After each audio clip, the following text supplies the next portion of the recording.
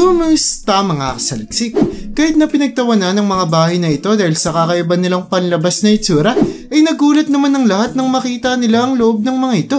Kaya mula sa bahay na gawa lamang sa salamin hanggang sa tirahan na hindi magugusto yung gawing tirahan, ay ito ang 10 nakakagulat na mga bahay sa buong mundo.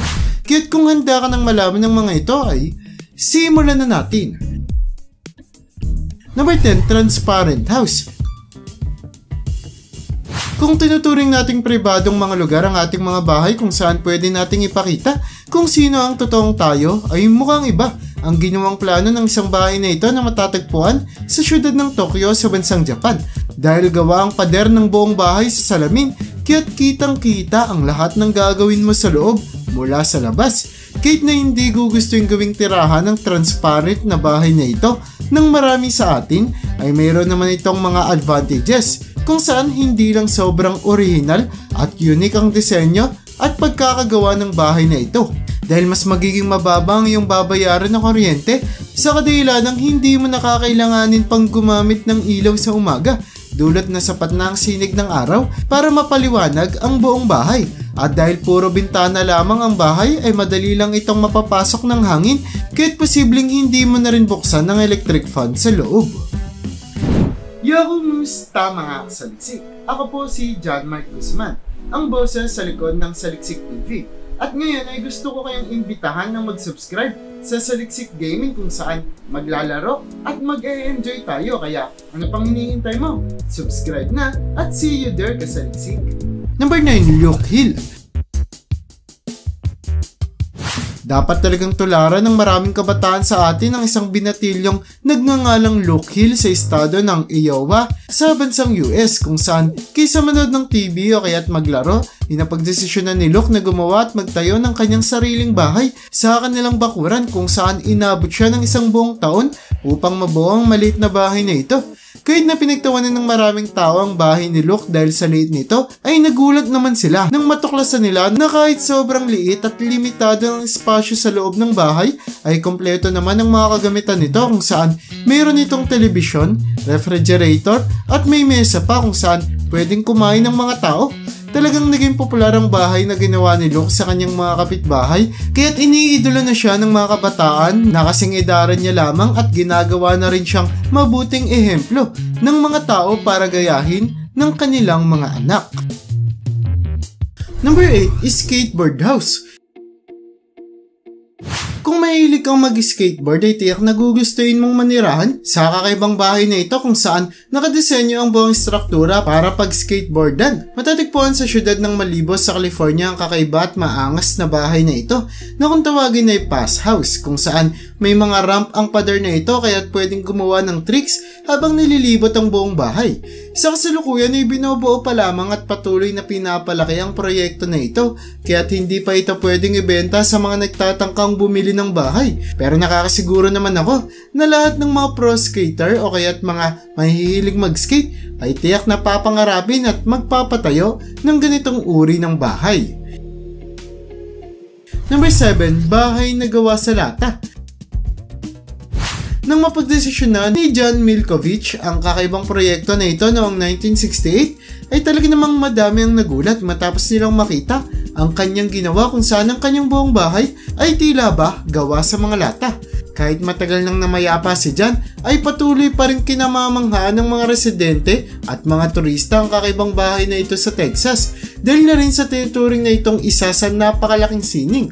Kahit ang bahay rin na ito ang isa sa pinakapopular na atraksyon sa lugar. Sa kasalukuyan ay maaaring bisitahin ng bahay na gawa sa lata, kung saan sinasabing lagpas 50,000 lata ang ginamit para makompleto ang nakamamanghang proyekto na ito.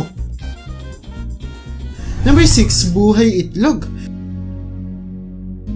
Alam ba ninyo na mayroong kakaiba at sobrang tipid na bahay sa syudad ng Beijing, China, kung saan hindi ka lang makakatipid sa renta ng bahay pero makakatulong ka rin sa kalikasan? Ito ay ang egg house na binuo gamit lamang ang humigit kumulang $1,000 dolyar, kung saan meron itong lamesa. Ito ay ang egg house na binuo gamit lamang ang humigit kumulang $1,000 dolyar o 50,000 pesos, kung saan mayroon na itong lamesa at kama sa loob. habang ang labas naman ito ay binalutan ng mga bugs na pwedeng pagtaniman ng mga damo na makatutulong para hindi maging sobrang init ang loob ng bahay, at meron din itong solar panel para magkaroon ng kuryente. Kaya't hindi lang environmentalist ang bahay dahil sobra ka ding makakatipid ng renta at kuryente kung ito ang gagawin mong tirahan. Talaga namang perpekto na ang egg house para gawing pahingaan o kaya tambayan dahil pwede din maglagay dito ng mga kagamitan na maaari mong gamitin sa araw-araw mong pangangailangan. Number 5. Goose Creek Tower. Tiyak na akalain ng marami sa inyo na peke o kaya ginamit na props lamang sa isang pelikula ang bahay na ito sa bansang Amerika dahil sa itsura nito na mistulang parang nanggaling sa mga kwentong pambata. Ngunit totoo ang kakaibang bahay na ito na pagmamay-ari ni Philip Widner, kung saan ang tinatangka niyang 2 palapag ay naging 14 hanggang 17 palapag na ayon kay Philip ay nagmula sa kanyang pagiging malikhain kasama na ang pagiging engineer niya. 2 dekadang binuo ni Philip ang Goose Creek Tower, ngunit dahil na rin ito sa pagiging busy niya sa kanyang trabaho kung saan kung nag-focus lang siya sa paggawa nito ay mas mapapabilis ang pagbuo niya sa bahay. Pero kahit na nakamamanghang tignan at malaman ang kwento ng napakataas na bahay na ito, ay sa kasalukuyan ay hindi na pinapayagan ng publiko na bumisita dito. Ngunit kahit na hindi pwedeng tignan sa malapitan ng bahay, ay posible pa rin naman itong matanaw kahit pa sa malayo. Number 4. Baliktad na bahay.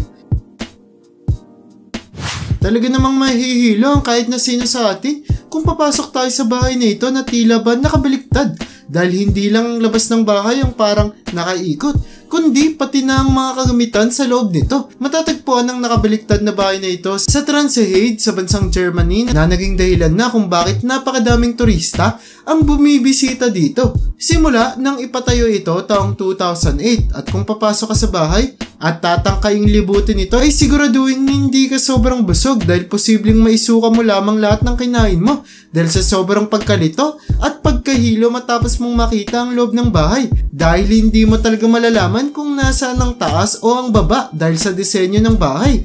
Kaya't kung gugustuhin bisitahin ng nakakalito at nakatutuwang bahay na ito ay siguraduhin mag-ensayo muna kayo bilang si Spider-Man dahil tiyak na mararanasan ninyo ang nararanasan niya sa pagpasok dito. Number 3. Carrot House. Kakayanin mo bang tumira sa masikip na lugar? Kung hindi ay baka magbago ang iyong desisyon matapos mong makita ang Carrot House sa bansang Poland na tinaguri ang pinakamasikip na bahay sa buong mundo, kung saan mayroon lamang itong lapad na humigit kumulang 1 metro. Ngunit hindi mo dapat isiping sobrang sikip ng bahay dahil mapagkakasya sa bawat silid nito ang mga kinakailangang kagamitan sa isang bahay, kagaya na lamang ng mga palikuran, kwarto at kusina na mayroon na ring mga kompletong kagamitan. Talaga namang makatutulong ang ganitong uri ng bahay para makatipid tayo ng limitadong espasyo ng ating planeta, lalo na't patuloy na lumulobo ang ating populasyon, at makatutulong din ang sobrang sikip na Carrot House para mas makatipid sa renta dahil tiyak na mas mababa ang kakailanganing bayaran para sa bahay na ito kumpara sa iba. Number 2. Flintstones House. Kung napanood mo na ang cartoon na pinamagandang The Flintstones ay siguradong magiging pamilyar sa iyo ang bahay na ito na gawa sa bato, kung saan nakakalain mong bumalik ka sa sinaunang panahon at ang naninirahan dito ay isang caveman.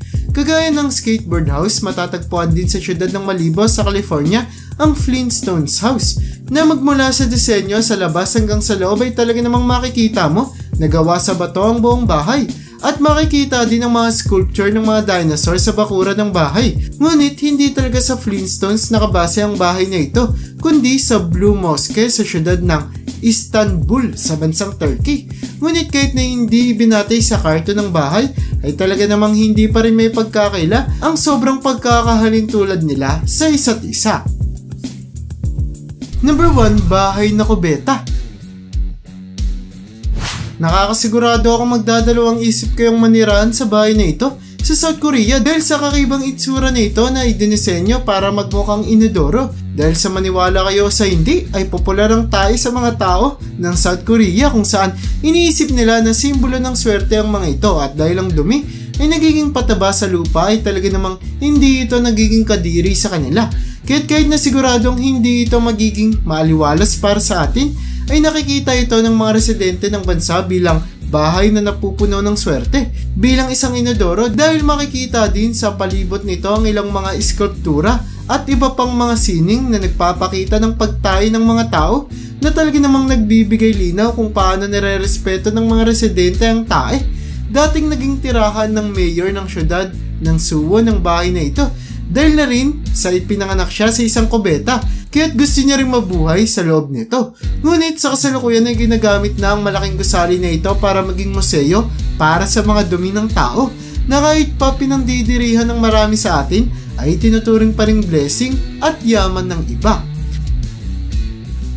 At yan ang bumabawa para sa listahan natin sa video na ito.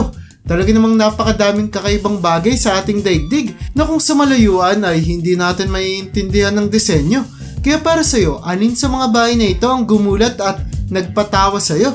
I-comment mo naman yan sa baba. At hanggang dito na lang muna ang aking bahagi. Hanggang sa muli mga kasaliksik, maraming salamat sa panonood. See you in my next video.